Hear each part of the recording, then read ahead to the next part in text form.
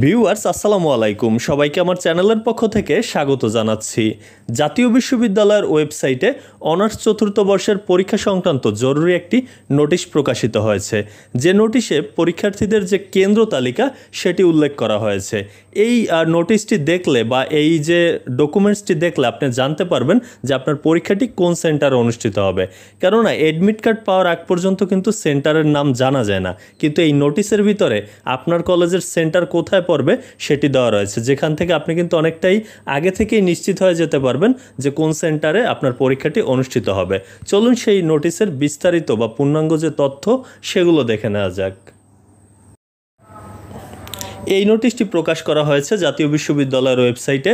এখানে 26টি পেজ রয়েছে, যেখানে আপনি দেখতে পাচ্ছেন যে কেন্দ্রের নাম এবং সাথে সাথে কিন্তু এই কেন্দ্রে কোন কোন কলেজের শিক্ষার্থীরা পরীক্ষা দিবে সেগুলো দেওয়া রয়েছে। আমি শুরুতেই যেটি দেখতে পাচ্ছি এটি হচ্ছে খুলনা বিভাগের জন্য বাগেরহাট সরকারি পিসি কলেজ। আর এই কলেজে পরীক্ষা দিবে বাগেরহাট সরকারি মহিলা কলেজ, তারপর কাজী আজহার আলী কলেজ সহ আরও বেশ কয়েকটি কলেজ। এরকম কিন্তু আপনার প্রত্যেকটি বিভাগ ভিত্তিক যে কলেজগুলো রয়েছে কেন্দ্র, সেই কেন্দ্র দেওয়া এবং পাশে যে কলেজগুলো ওই কেন্দ্রে পরীক্ষা দিবে সেগুলোও কিন্তু দেওয়া রয়েছে। আপনি একটু ধৈর্য ধরে নিচের দিকে যদি যান তাহলে আপনার যে কাঙ্ক্ষিত কলেজটি সেটিও কিন্তু এভাবে বের করে দেখতে পারবেন। তো অ্যাডমিট কার্ড পাওয়ার আগে আপনার সহজে সেন্টার দেখার জন্য একমাত্র উপায় হচ্ছে এই নোটিশটি।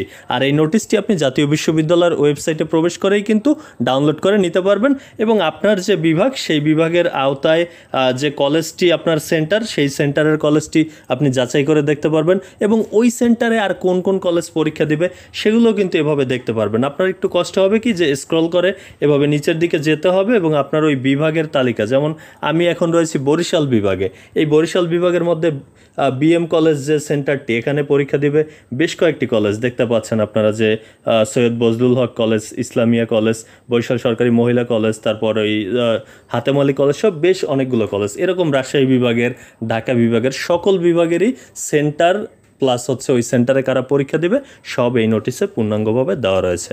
আশা করি বিষয়টি বুঝতে পেরেছেন। এতক্ষণ সাথে থাকার জন্য অসংখ্য ধন্যবাদ।